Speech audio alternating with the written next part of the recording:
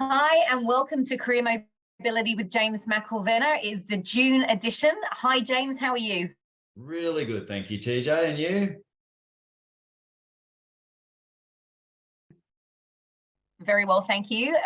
Again, it's going to be, and like last month, I think people should grab a pen and paper because I think we're going to have some really good practical things to cover today. So we're going to talk about LinkedIn. So, we're not endorsed by them.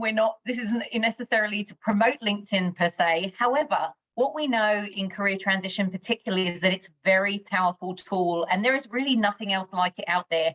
As I always say to people, if there were, I would recommend it, but there isn't. This is a very unique tool. So given that everyone has access to it, I'd really love to understand from your perspective as a leader in our business, but also in industry, how do you use it? So we're going to start there with LinkedIn. How do you use it, James? And what is your experience with it? And we're going to cover some various things. So bear with us. We'll move through this. Yeah, look, thank you. So I'll start by saying from my own personal use, I wish I used it more. LinkedIn is not the only tool out there, but like a lot of things, it is the most predominant tool that people use when they're thinking about professional relationships or they're actually assessing people from a professional standpoint. There are others, but this would be probably the go-to for the majority of people, the first thing they think of. So really not having any presence on LinkedIn is a little bit like being professionally invisible. And where I started there, which is I said I wish I did more. I think the thing that probably lets me down a little is it's my own voice, and finding the time to do my own content creation is the bit I wish I did more of. But for those that have now grabbed their sort of pen and paper, what are some of the things that I have found incredibly useful? So one thing is, I'm really fortunate. I work in a business that creates thought leadership, collateral, points of view that we can share on behalf of our business that positions us, and by extension, positions me to be connected to the things that I love talking about, that I love doing, and that our business does to be successful. And number one tip is either if you've got content that you can share, or you've got content that you like and you want to add your voice to, don't be lazy. Like, make sure it's an authentic voice. So, a lot of corporates, if they get content shared, they get sort of the content and they get like a pre-blurb, or here you go, here's a blurb you can put, right?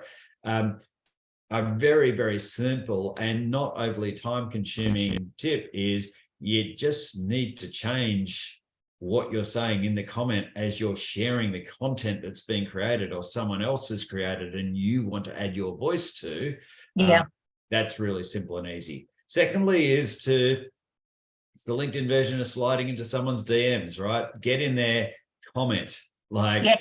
Comment and comment with a question, or if you're wanting to find out more, or you're hoping it might be the start point to networking. But commenting, and particularly commenting to add your point of view, is a fantastic way to actually, someone else has created the content, you've read it, it's thought-provoking, it's something that you want to add to. That's an amazing way to do it without needing to find the time to create your own content. And then final comment on how I use it from a sort of a content engagement perspective is, the other not being lazy is, look, liking sometimes is good, it's quick, it's efficient, but really it's only a tool to help get someone else's post fresh or out to your audience. Does very little for your own personal brand. So think twice about using a likes. Yes, it's quick and simple, but it doesn't really do that much for you at the end of the day. So you're really doing it to support other people, but if you're doing it for your own brand, you need to actually think differently and do one of those first two actions that I mentioned. Yeah, absolutely. So you mentioned there, obviously, you don't necessarily get the time to create your own content as much as you might like to. How would you like to be using it? If you could, what sort of content would you create, James, if you had that time to put to doing it? Yeah, look, and in saying that, if I found myself, in transition and looking for a new role tomorrow, this would be something I would deliberately put a slice of time to doing this. So Right. to more specifically answer your question, it would actually be around sort of a point of view. And so I've had the advantage of being exposed to and chatting to people who have been really effective at content creation, in the past. And it's got to be two things. It's got to be topical to something and I would always start from something that I felt that I had enough knowledge to provide informed opinion. And secondly, it's got to be interesting. Like too bland, then might not be worth the time and the effort. So it's either got to be something that's interesting, like we try and do with these sessions, that will be helpful to people, that's a point of view that will give people advice or content or quick tips and hints, or even just to start a discussion, even if it's like controversial without being too controversial, right? So perfect example is you do need to be a little bit careful that there's a line to cross with content creation, and particularly if you're with an employer that has very strict rules about the voice you have. But things like, should we be moving to a 4-day work week? Everyone's interested because everyone would potentially like a 3-day weekend, but there's a huge amount of complexity, right? And there's no one size fits all answer to it, but it's the type of thing that's interesting and engages people. So that's what I would be doing. I would be actually finding a little bit more time to actually create some content around things that I thought I had enough knowledge about, had heard enough differing opinions on, and that I had my own opinion. And then my final sort of filter would be, and when I put the time into it, is it interesting? Will people engage with it? Will they actually want to read it? Is it short and engaging? And am I likely to get comments versus just 40 likes? Yeah, I mean, the comments are interesting. In fact, I even saw a comment you made today on a post, and it's the fact is you can interact with all of those things. So it's a real kind of living, breathing, almost organism, LinkedIn. How does it make you feel, James, when someone does comment on a post that you've made and they've perhaps asked a question, and you can start to engage with them? What does that bring about for you? Because I think that's really important, that people start to understand the benefits of really kind of sharing your voice out there. It's not to be overly revealing, but people start to get a sense of who you are as an actual person. And it's a brilliant, it's an incredible way to make that happen. But I think people kind of miss that. So how does it make you feel when people comment on your posts? Yeah, there's shortness. That is, it's an icebreaker. Like it's just, it's just broken the ice to then engage in a more meaningful discussion. And I don't expect platitudes either as the responses and comments. I actually kind of feel energized and like the people who are willing to challenge a point of view, right? Because it then gives me the ability to respond back if I feel, or be inquisitive and ask a little bit more about why they hold that point of view. So to answer your question, put a finer point on it, I feel like it is now an avenue to engage with that person because the ice has been broken. And and to the extent, if someone was actually engaging with me on LinkedIn and we'd exchanged a couple of comments and they said, you want to catch up for a coffee? I'm Sydney based as well. My answer would be yes, because I would be like, hey, someone actually understands, they've got an interesting point of view. Okay, yes, it would be time dependent, but like I would set time aside for someone like that. Which, as a leader, it's amazing to hear that, because I think, again, sometimes people feel like, well, what could I possibly say that's not awkward, that could have me actually start to build a relationship with someone online in that environment? And you're absolutely right. It's having that point of view, it's having that conversation and genuine care factor and interest in the topic, really. That's as simple as it is. But sometimes I think people feel like, how do we demystify this? And I think, you've articulated that really clearly. Awesome. One of the things we spoke about, because obviously when we talk about these sessions, we of course do some planning, and part of this was, how do you use LinkedIn? So we talked about it's a great way of learning about people. How do you use it, James, to understand who people are? What do you look at when you're looking at a profile? Like, what sorts of things actually do you take time to look at as a leader? Yeah, look, it's a fantastic segue from where you just left off with that last question. So, how do I actually use it to assess other people? If I am looking to network, number one thing is to go and see what they're interested in. Well, first, what is their presence there? What have they liked? What have they commented on? What have they shared? They're the types of things for sure, which actually then potentially give me an angle of introduction. So that's number one, how I would use it. Then number two is exactly how, sorry, my dog has clearly seen a delivery person or the postman. I don't know whether you can hear that on the other end, but he's normally very good during the day. But the second thing, and to bring it back to what we're talking about, the second thing is it could be as simple as they're sharing something personal, because not 100% of what's on LinkedIn is all got to be business and business focused. So that's potentially like another thing which will allow you to understand more about them professionally or personally. And information is power when it comes to networking, around knowing where to potentially start a discussion. Everyone probably has a good generic reach out, but just think about the power of, I see that you are particularly interested in and comment on, and 50% of your postings are based around gender diversity in the workplace, right? Bang, you automatically know without a shadow of a doubt that you're actually going to get to something that individual is interested in. So that's a really incredibly powerful way to use it.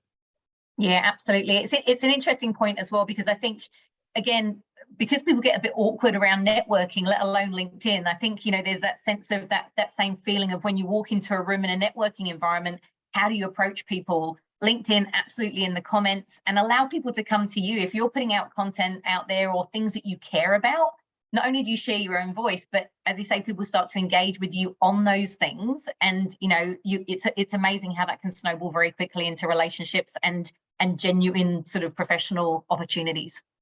Yeah, no, look, completely agree. I mean, it is like a lot of things, like, so when we talk about, a lot of people will talk about the various sort of strengths and weaknesses, and not overplaying the strengths, or not, under-relying on being able to call out or acknowledge your weaknesses. But you don't want it to be the only thing or the only approach. Just use it as part of a holistic approach, and use it to be like more targeted around what you've seen.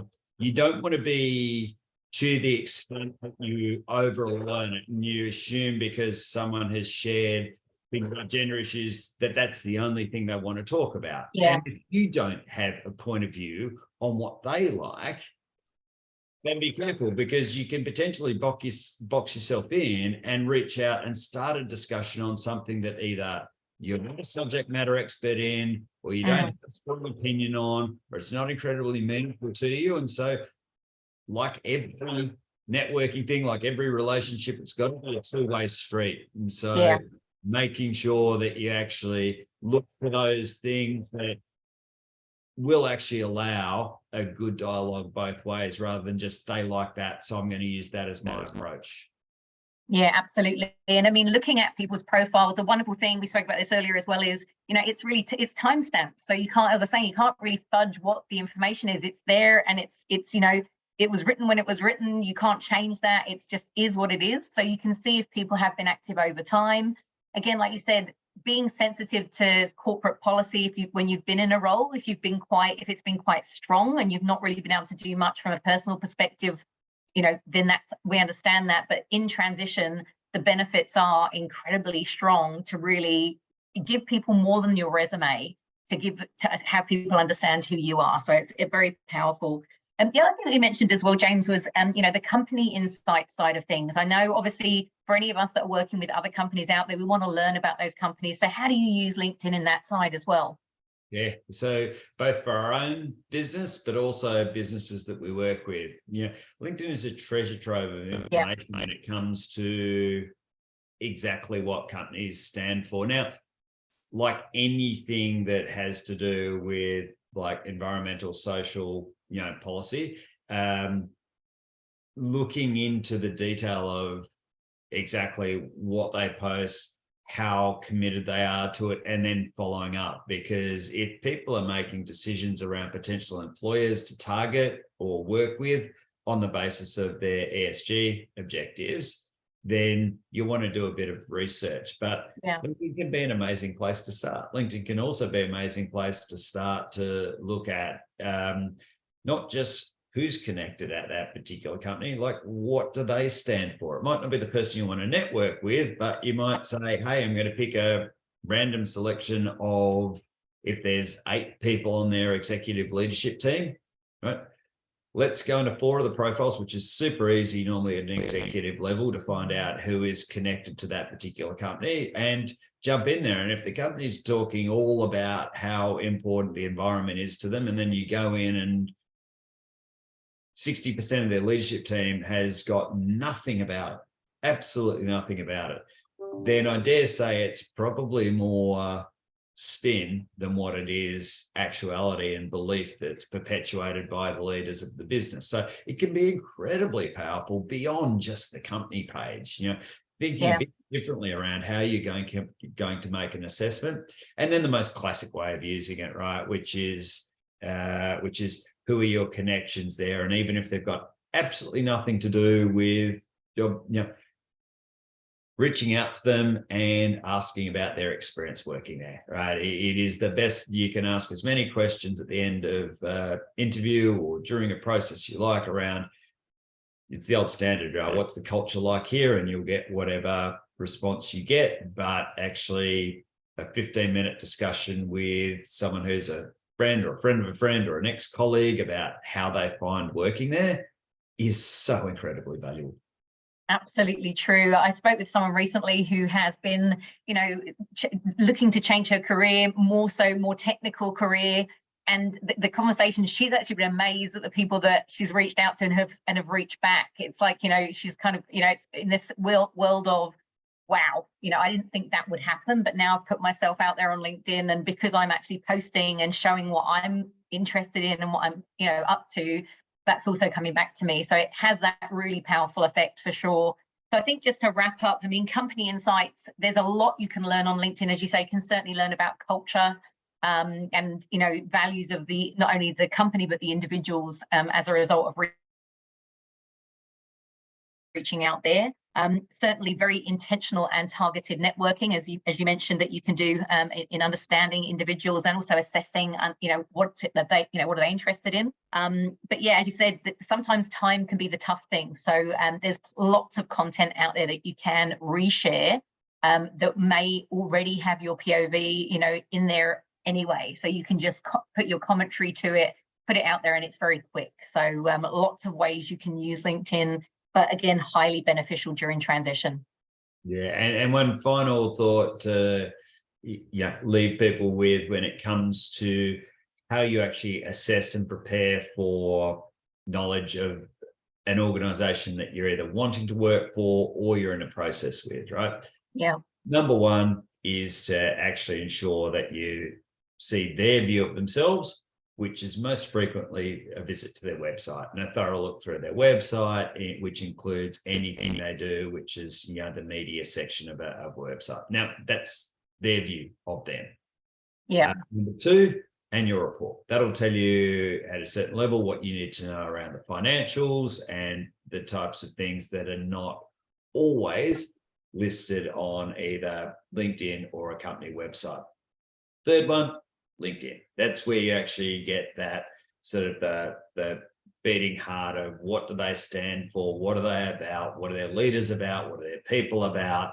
And so you put those 3 together, and that's not the only 3. There are many more things you can do, but like almost as a minimum, if I was going in at any level for a networking meeting or an interview, I would make sure website, annual report, LinkedIn, that would be my minimum viable product before I actually went and attended a meeting. Brilliant. Well,